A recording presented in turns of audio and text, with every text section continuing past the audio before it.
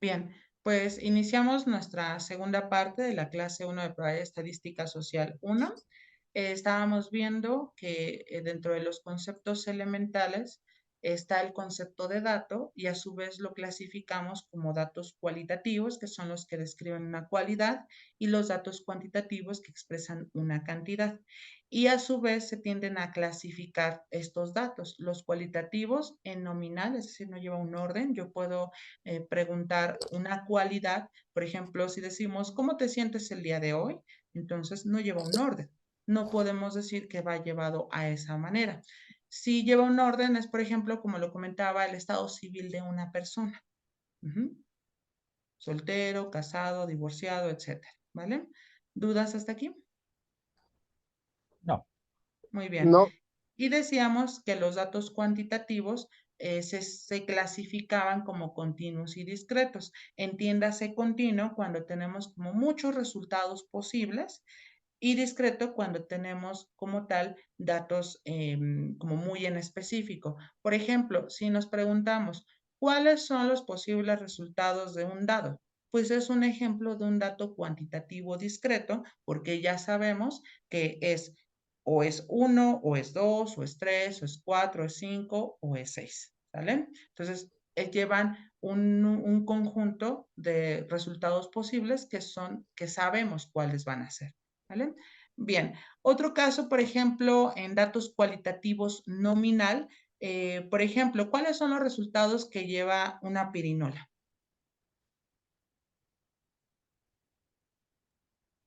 toma uno, toma dos, toma Toma menos uno, todo, ¿no? ajá, Toma todo, ¿Pero son menos 6 o son todos, 8? ¿no? ajá, pon uno, pon dos, todos Ajá, ponen.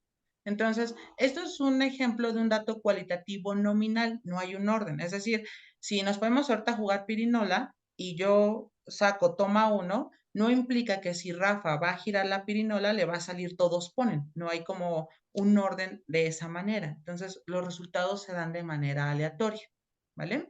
¿Dudas hasta aquí con la clasificación? No. Ok. no, Bien, entonces vamos a continuar. Insisto en esta parte porque una de las cosas que vamos a tener en la primera tarea es justo que clasifiquemos si se trata de cualitativo nominal, cualitativo ordinal y a su vez también la cuestión de los cuantitativos, ¿vale? Bien, continuamos entonces. Bueno, y como sabemos, y como lo decía aquí, los datos es todo aquello que se quiera saber, pero el saber todo ¿cómo se le llamaría? Bueno, pues vamos a inducir el concepto de población. Entonces, una población en estadística, déjenme colocarlo aquí, es el objeto de estudio de los datos, ¿sale? Es decir, por ejemplo, si yo quiero preguntar sobre el color preferido, puedo decir, a ver, ¿cuál será el color preferido de todo México? Eso significa que yo tengo que ir haciendo un sondeo, ir haciendo ciertas encuestas con todas las personas que viven en México y sobre eso ir tomando las respuestas de los colores que les gusta. Entonces, eso es una población. ¿Que eso es una situación descabellada? No, no lo es, porque incluso ustedes conocen que el INEGI es uno de los organismos que se dedica a encuestar para saber qué está pasando con México, ¿sale? Pero la realidad nos ha enseñado que no es posible estudiar a todos los individuos. ¿Por qué? Porque vamos desde el contexto de la persona del INEGI. Honestamente, a veces cuando van los del INEGI, lo que queremos hacer es que se vayan, entonces o les contestamos rápido o no los queremos atender. Entonces, evidentemente, eso induce a ciertos errores dentro de la población. Para ello, lo que se puede hacer, o justo lo que es como un recurso en estadística, es tomar una muestra. Entonces, ¿qué es una muestra? Es una parte de la población para estudiar que está sujeto a errores. ¿Sale? Entonces, ¿a qué nos referimos con esta parte de que puede estar sujeto a errores? Por ejemplo, si yo voy a Ciudad Victoria y pregunto sobre el tipo de música, entonces me van a decir que les gusta en su mayoría la banda, vamos a suponer. Pero ¿qué tal que yo eso lo tomo como la música que le gusta a los mexicanos? Entonces, evidentemente, el poner una banda, que música de banda, no es un resultado concluyente porque hay otros géneros musicales que les puede gustar a otra cierta población de México. Entonces, reitero, la muestra puede ayudar, claro está, pero está sujeto a errores. Y justo esa parte de qué tanto nos equivocamos al elegir la muestra es lo que se estudia en probabilidad y estadística 2 social. ¿Sale? Esa es como la continuación de. Ahorita nosotros vamos a asumir que las muestras que tenemos tienen errores, claro está, pero no son tan drásticos como para no tomarlas como en consideración. Pero quiero que quede bien en claro que la muestra es una partecita de la población, pero podemos equivocarnos cuando hacemos la respectiva muestra. Entonces, en términos como de diagrama, déjenme colocar aquí una forma y ojo, la población es como si tuviéramos nosotros este círculo, bueno, este óvalo grande y evidentemente, a ver, déjenme ponerlo así, población.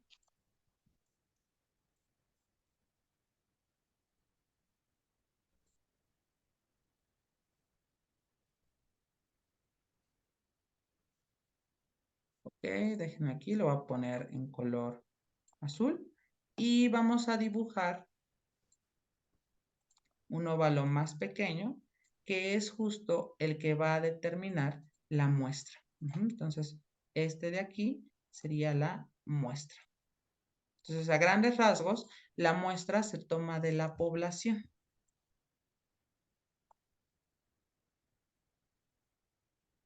Que no le atino acá, ya está. Vamos a poner aquí, muestra. Entonces, la muestra, como dice allí, es una parte de la población. Y yo puedo tomar distintas muestras. De eso no hay como ninguna restricción, pero me puedo yo equivocar. ¿Sale? ¿Dudas? No está, se va entendiendo. Perfecto. Muy bien. Uno de estas cuestiones de población y muestra se dio mucho en el COVID. No sé si ustedes recuerdan que cuando inició el COVID, incluso ya ven que estaba en ese, no, sigue siendo el secretario de Salud, y había reporteros que cuestionaban el por qué se hacían ciertas cosas. Bueno, fíjense bien en lo que les voy a mencionar. En algún momento hubo una reportera de un diario en México que era así como un diario que no tenía como mucha promoción, es decir, era poco conocido. Y entonces le dice al secretario de Salud que los datos que él tenía estaban incorrectos, que porque la UNAM mostró otros resultados y no coincidían con los que él estaba dando. Sin embargo, la periodista fue tachada así como de ignorante, puesto que esto es un claro ejemplo donde la muestra no funcionó.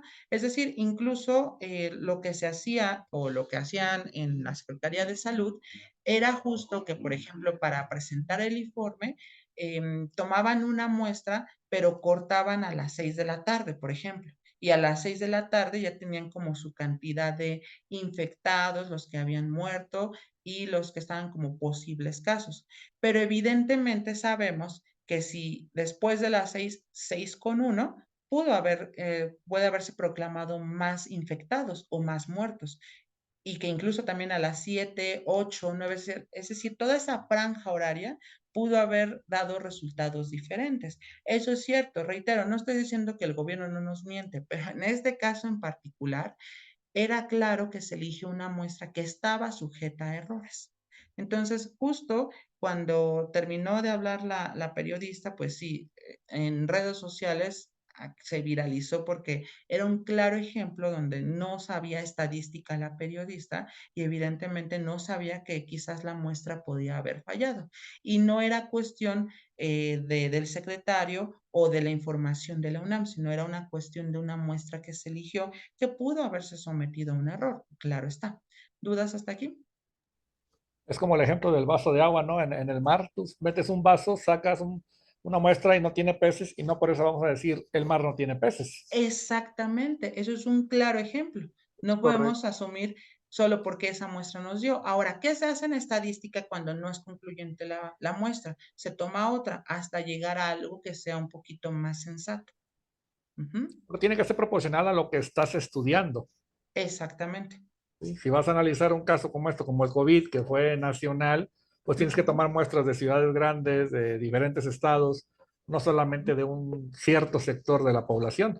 Exactamente. Es decir, por ejemplo, si nos enfocamos en el caso, como comentaba Rafa, del COVID, se tuvo que haber tomado muestras de ciudades como Ciudad de México, Guadalajara, Monterrey, que son como las ciudades donde hay mayor incidencia. Digo, las otras no es que se discriminen, pero se toman como las más relevantes porque lo que quieren justo es la información al momento de qué es lo que está pasando. Por ejemplo, no sé si se han dado cuenta que de pronto en tiempos de elecciones, quizás están ustedes que acabaron de votar hace una hora y ya están dando el resultado del presidente ganador. No es porque sea como tal que los estén engañando, sino porque quizás ya se tomó una muestra, pensemos, donde hubo mayor incidencia en votación, que es el caso, por ejemplo, de la Condesa, donde la gente tiende mucho a votar. Caso en Iztapalapa, que mucha gente por la decepción que dice, no, ya ni van a cumplir, no votan. Entonces se toma la muestra que hay en Condesa y evidentemente de ahí empiezan a inferir los resultados, pero puede estar sujeto a algún cambio, eso claro está. ¿Dudas hasta aquí con la diferencia entre población y muestra? No. No, Ok, muy bien. Ok, bueno. Por ejemplo, Félix, en su trabajo, ¿dónde se ilustraría el concepto de población y muestra? por ejemplo, la población seríamos nosotros, ¿no? Los que estamos en mi trabajo. Ujú, Ahí nos dedicamos, bueno, yo trabajo con un diputado, entonces nos dedicamos a la cuestión de la gestoría social, la cuestión de las visitas a comunidades apartadas. Entonces, yo creo que la muestra, por ejemplo, a nosotros nos toca una parte de zona rural y una parte de zona suburbana. ujú, No tienen las mismas carencias las personas de la zona rural que las personas de la zona suburbana. O sea, de hecho, hasta se mide distinto en la cuestión del INEGI. ujú, exactamente. Sí, porque, por ejemplo, en la zona rural, la mayoría de las personas no tienen servicios básicos como drenaje, en algunos casos hasta electricidad. Y en la zona suburbana puede haber carencias económicas como en todas las zonas, pero ya existen calles pavimentadas, hay Ujú, electrificación, hay drenaje, entonces hay mayores probabilidades de que también salgan adelante. Entonces yo creo que esas son muestras que nosotros podríamos tomar en la cuestión de mi trabajo. exactamente. Es correcto el ejemplo. Muy bien. Irving, en su trabajo, ¿cómo aplica esto de población y muestra? Em, bueno, pues en mi trabajo no sabría cómo aplicarlo. Yo trabajo en una maquiladora Ujú, aquí en Ciudad Victoria, Aptiv. ok. Em, a ver, pues, ¿cómo le podría aplicar? Em, Por ejemplo, si yo digo, ay, en la maquiladora donde trabaja Irving, todos les gusta el refresco. Esto es una mentira, porque habrá personas allí en su trabajo que no les gusta el refresco. no, no. eh, bueno, eso sí hay varios, ¿verdad? Pero lo que veo es de que Ujú. también hay muchos que se envician con las bebidas energéticas, las que Amper Ah, o ok, ok. Monsters, o la de Monster. Ujú, Y sí, digamos, por diferentes razones, ¿verdad? Que algunos duermen o muy tarde o no duermen bien, ok, o lo que hacen es muy cansado y pues los desgasta. ok. Pero sí, Ujú. Sí, justo pues eso. digamos, Yo puedo decir, a todos les gusta el refresco y no es cierto, porque entonces esa muestra es distinta, porque como lo comenta Irving, tienen como ciertas necesidades derivadas del trabajo, entonces no es que sea necesariamente el refresco, sino hay otras variantes como las bebidas energéticas. Y entonces ya mi muestra falló, porque el decir todos los de esa empresa consumen refresco sería una falacia, es decir, no es algo que tenga un argumento. Rafa, en su trabajo, ¿cómo aplicaría población y muestra? Pues mira, en el área donde yo me desempeño es trámites y gestoría. Yo te la pudiera ejemplificar en que, bueno, pues población es el integral de los asociados que tenemos y la muestra sería la diversidad de trámites que cada uno de ellos realiza o sus diferentes necesidades. No todos realizan o nos solicitan el mismo trámite o quizás en el mismo tiempo. Y donde pudiera yo separarte de población, pues tenemos 5.400 personas. Pero de esas 5.400 no todos solicitan el mismo trámite ni al mismo tiempo. Varía de acuerdo a trámites anteriores, a si tiene el derecho o no de aplicarlo, de solicitarlo, etcétera. Ahí sí podríamos derivar las muestras. Ok, es correcto, porque las necesidades son distintas. Así es. Ok, muy bien. Entonces, esto es el claro ejemplo de cómo aplicamos. Por eso me pidieron en la materia de probabilidad que lo hiciéramos mediante ejemplos sociales que ustedes estén viviendo en la cotidianidad. Entonces, es un claro ejemplo de cómo están relacionados la población y la muestra. Recuerden, muchas veces la muestra no es tan fácil, perdón, la población no es tan fácil estudiarla. Entonces, se toma una parte de para ver si puede ser concluyente dicha información que estoy teniendo. ¿Vale? Ok. Es como las encuestas, profesor, que hacen. Digo, no llaman a toda la población para decir, ¿a quién apoyas? Y no todos dicen Claudia Sheinbaum ni Marcelo Ebrard, un ejemplo. O sea, van Exactamente. tomando muestras y eso hace que la tendencia sea la general, ¿no? Exactamente. ¿Vale? Ok. ¿Dudas hasta aquí con los conceptos elementales de población y muestra? No, vamos bien. Ok. No, todo claro, maestro. Muy bien. Bueno, los datos ya vimos que se pueden clasificar en cualitativos y cuantitativos, pero tenemos otra clasificación de los datos. Déjenme aquí, voy a borrar este diagrama y tendríamos los datos no agrupados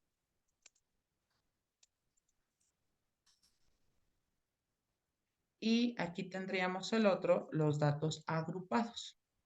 Entonces, déjenme definir cada uno de ellos. Datos agrupados. Bueno, dentro de los datos no agrupados, ¿cuál sería su definición? Pues son aquellos datos que se dan en forma de lista. Es decir, déjenme poner aquí, por ejemplo, el peso de 5 perritos. Ok, entonces vamos a suponer aquí, me los dan en una lista. Entonces tendríamos, por ejemplo, 2.5 kilogramos o bien tendríamos acá 3.2, 1.8, 3.9 y en el último que pese 2.8. Entonces, nos están dando así, en forma de una lista, el peso de 5 perritos. ¿Sale?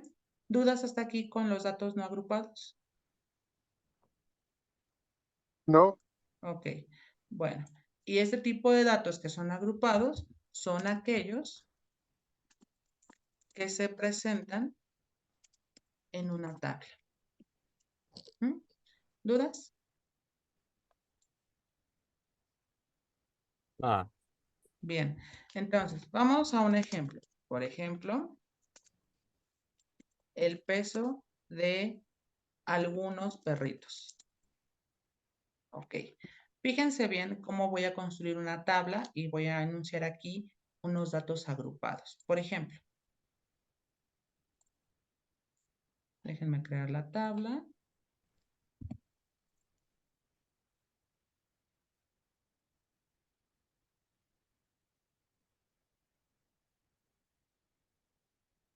Ok, aquí vamos a ponerle peso y aquí le vamos a poner perritos. Ok. Y pensemos aquí que tengamos de 2 a, bueno, vamos a poner de 1 a 2 kilogramos, de 2 a 3, de 3 a 4 y de 4 a 5. Aquí peso en kilogramos. Y supongamos que de 1 a 2 hay 3 perritos, de 2 a 3 hay 2, aquí tendríamos que hay 4 y aquí 1. Entonces, los datos los estoy presentando en una tabla. Y aquí hay como mayor diversidad. ¿Por qué? Porque tengo más perritos, ¿sale? Entonces, cuando, por decirlo así, en una serie de datos son bastantes, entonces procedo a colocarlos en una tabla y en automático se convierten en datos que son agrupados. ¿Hasta aquí tenemos alguna pregunta? Aquí aplicarían también en gráficas, por ejemplo, Exacto, que eso es que la ahorita vamos gráfica a de ver la barras o que la de representación de la pastel, información. no sé. Ok. ¿Vale? ¿Preguntas? No, Ok. Hagan por favor sus anotaciones y presentamos aquí un concepto que es tabla. Vamos a ver los diferentes tipos de tabla y posteriormente, como nos decía Rafa, vamos a ver cuáles son sus representaciones geométricas.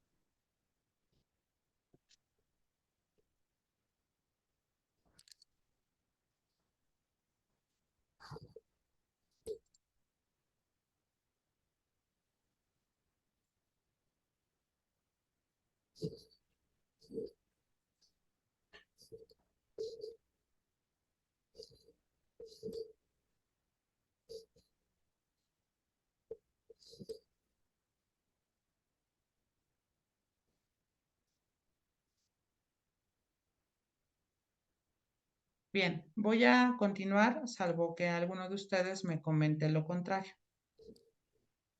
Ok. Entonces, comentábamos que tenemos el concepto de tabla, que es donde se van a poner los datos cuando son demasiados, pero hay dos tipos de tablas que ahorita voy a enunciar. Entonces, voy a duplicar diapositiva. ¿Mm?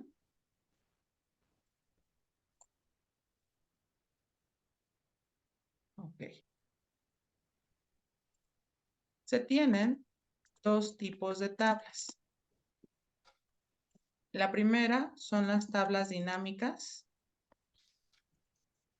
¿Que cuáles son ellas? Bueno, son aquellas que tienen datos cuantitativos.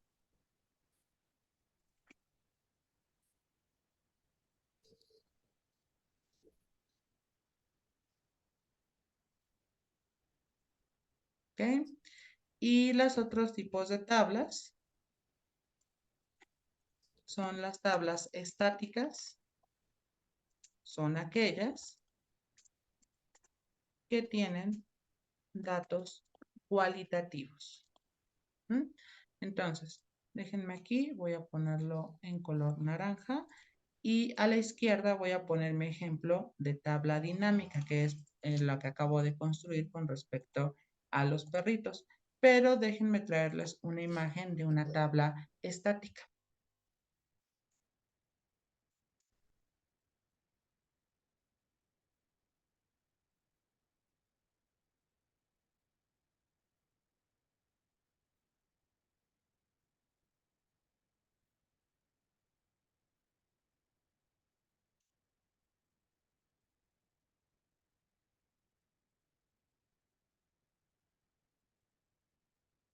Ahí está. Entonces, en este tipo de tablas, que es lo que tengo aquí, es una tabla que representa a los periódicos que se leen, el Universal, la Prensa, el Norteño, el Sol de Tampico. Si se dan cuenta, aquí tenemos datos cualitativos, es decir, es una cualidad, ¿sale?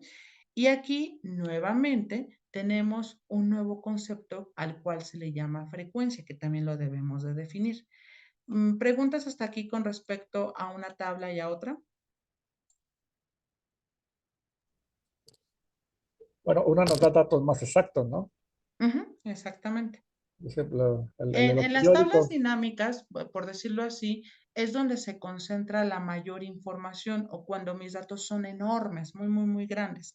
Y en una tabla estática es, por ejemplo, si queremos saber como información muy precisa.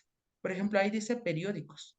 Por ejemplo, si yo pregunto por caricaturas que les gusta, entonces evidentemente voy a tener una cualidad y vamos a ver cuánto les gustan dichas caricaturas. ¿Dudas hasta aquí? No. Ok. No, maestro. Muy bien. Entonces, esos son los dos tipos de tablas. Voy a duplicar diapositivas, salvo que alguno de ustedes me comente lo contrario. Si no han terminado, háganmelo saber para que podamos darles el tiempo y hagan sus anotaciones. Ok. Entonces, el concepto que les decía es el concepto de frecuencia. Entonces, ojo, vamos a definir aquí frecuencia.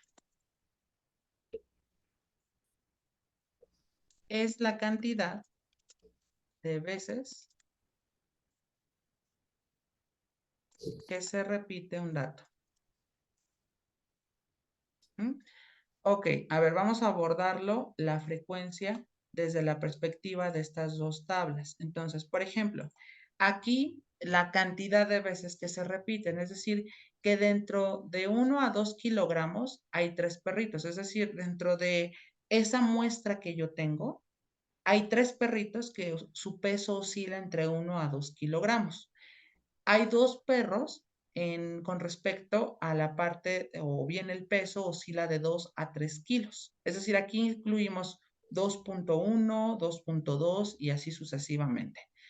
Hay 4 perritos que tienen un peso que oscila de 3 a 4 kilogramos y hay un perro que su peso oscila de 4 a 5. Aquí tendríamos que esa es la frecuencia, la cantidad de perros que hay, es decir, las repeticiones con respecto a los pesos.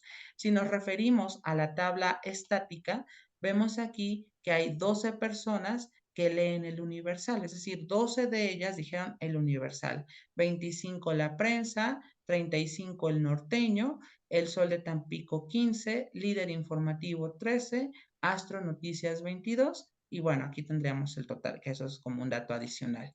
Ahora, la frecuencia nos ayuda a saber muchas cosas en una tabla y eso es, por ejemplo, cuál es el que tiene mayor y menor frecuencia respectivamente. Si nos enfocamos en la tabla dinámica, notemos que mayormente los pesos, su peso oscila entre 3 a 4 kilogramos, porque hay más perritos con ese peso. Y la menor frecuencia se da con perritos de 4 a 5 kilogramos. Si nos enfocamos en la tabla estática, mayormente las personas leen el norteño, ¿sale?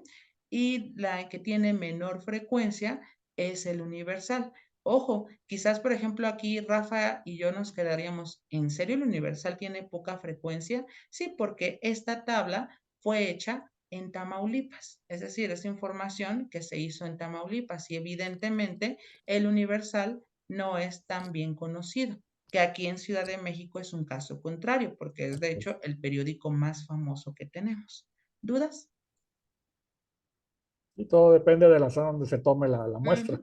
Que es como lo comentábamos con Ujú. respecto a los tipos de música. Entonces, la Así es. información puede ir variada. Por ejemplo, si yo presento esta tabla y digo, aquí en la Ciudad de México, el periódico más leído es El Norteño, esta muestra está mal, porque no se hizo en Ciudad de México, se hizo en Tamaulipas, ¿sale? Bien, ¿dudas con respecto a la frecuencia? No, profesor. Ok, bien. Voy a continuar, salvo que alguno de ustedes me comente lo contrario. Adelante. Ok, gracias. Bien, vamos ahora con la parte de la representación de la información. Vamos a colocar aquí como título, representación de la información en estadística.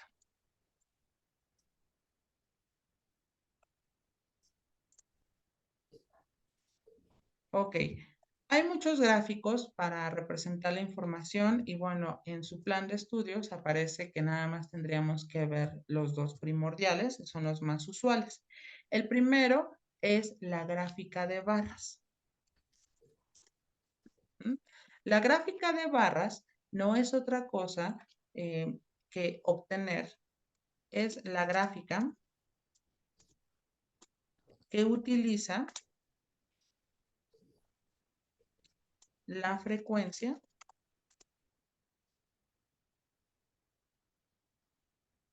y aquí le voy a poner las barras y es en términos de una tabla estática. Entonces, ojo acá, la gráfica de barras es justo, tengo una tabla estática y voy a utilizar la frecuencia como las longitudes de las barras, ¿sale? Se utiliza el plano cartesiano para su representación.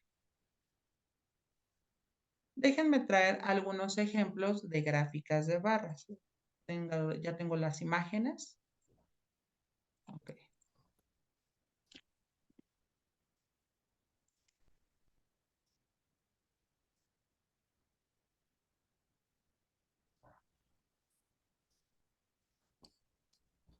A ver, por ejemplo, esta gráfica. Ya se copió, déjenme.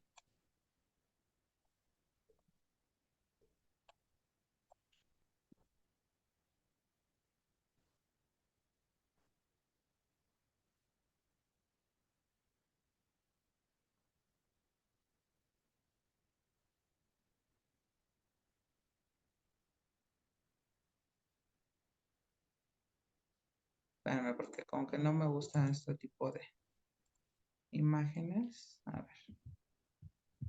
Y algunas no se pegan, entonces déjenme verlo, a ver qué está sucediendo. Miren, por ejemplo acá. Dice, preferencia deportiva de alumnos de primer año. Por ejemplo, si nos damos cuenta aquí, tendríamos que hay ciertos deportes en los cuales se hizo esta gráfica mediante una tabla estática y nos damos cuenta que el básquetbol lo prefieren 15 estudiantes, ¿sale? El fútbol lo prefieren 20 estudiantes, el handball lo prefieren un poquito menos de 15, debe ser como 14, voleibol más o menos 11, tenis menos de 5 y ninguno 5 estudiantes, ¿sale? ¿Alguna pregunta hasta aquí? No, todo claro. Ojo, una cosa aquí, las barras siempre son de la misma longitud, ¿sale? Y siempre van separadas acorde a la cualidad que se esté preguntando. ¿Preguntas hasta aquí? No. Ok, bien. Voy a pasar a la siguiente diapositiva, salvo que si no han terminado de notarlo, háganmelo saber. Ok, continuamos entonces. Bueno, déjenme duplicar diapositiva y vamos a la gráfica circular o de pastel. Bien, aquí es la gráfica que utiliza la frecuencia escrita en porcentaje para representar la información de una tabla estática. Ok, déjenme traer un ejemplo.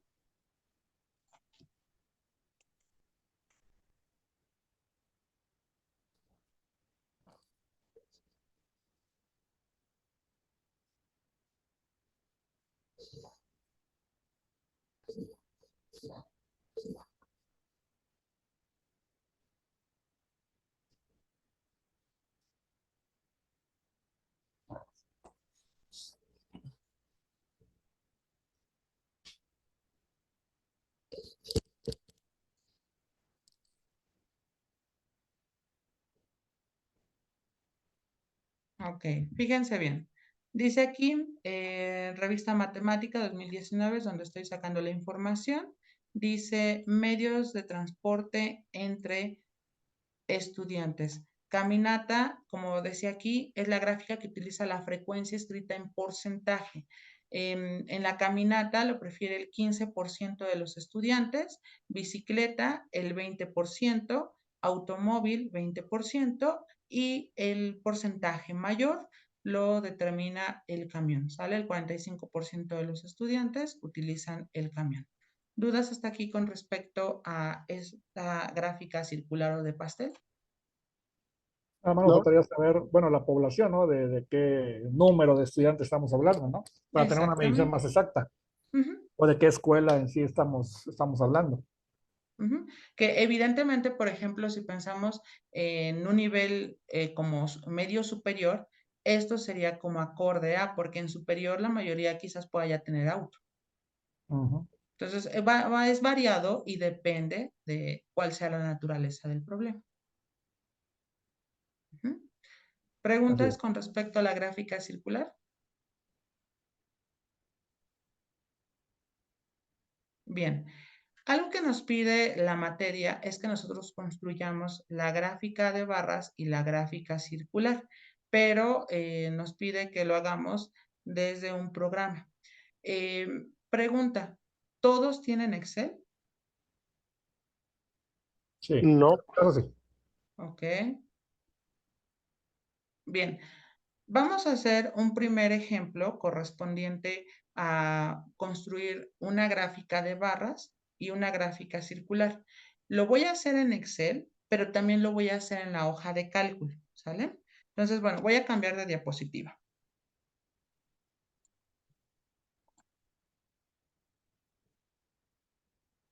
Bien. Construir la gráfica de barras y de pastel para la siguiente tabla. Y vamos a utilizar el de los periódicos. Esta va a ser nuestra fuente, ¿vale? Ok. Muy bien. Bueno, entonces aquí tenemos los periódicos que se están enunciando. Son el Universal, lo leen 12 personas, La Prensa 25, El Norteño 35, El Sol de Tampico 15 personas, Líder Informativo 13, Astro Noticias 22. Algo que podemos saber de esta tabla es cuántas personas hicieron como la encuesta de los tipos de periódicos que prefieren. ¿Y eso cómo le vamos a hacer? Pues lo que tendríamos que hacer es sumar todas las frecuencias. ¿Dudas? No. Ok, sería 12 más 25 más 35 más 15 más 13 más 22 y eso nos da un total de 122. Entonces, eso quiere decir que fueron entrevistadas 122 personas. ¿Dudas? No. Ok, excelente. Esa sería la población. Exactamente. Ok, bueno, entonces vamos a construir nuestra respectiva gráfica de barras. Voy a empezar por la hoja de cálculo y ahorita lo trasladamos a Excel, ¿vale? Fíjense bien, ¿cómo voy a acceder a la cuestión de la hoja de cálculo? Voy a dejar de presentar. Y fíjense bien, dentro de nuestro correo institucional, nosotros tenemos, a ver, dejen que se abra. Ok, a ver. Ya ubicamos estos como 9 puntitos que aparecen. Déjenme ponerlo en el apuntador. Estos de aquí ya lo vieron. Ajá. Ok. Vamos a darle clic aquí. Y nos va a aparecer todos los recursos que cuenta nuestro correo que son gratis. En particular es la hoja de cálculo. ¿Sale? A ver, dice que tengo menos de un minuto. Les voy a reiniciar la sesión y ahorita explico bien esa parte de la hoja de cálculo. ¿Vale? Gracias.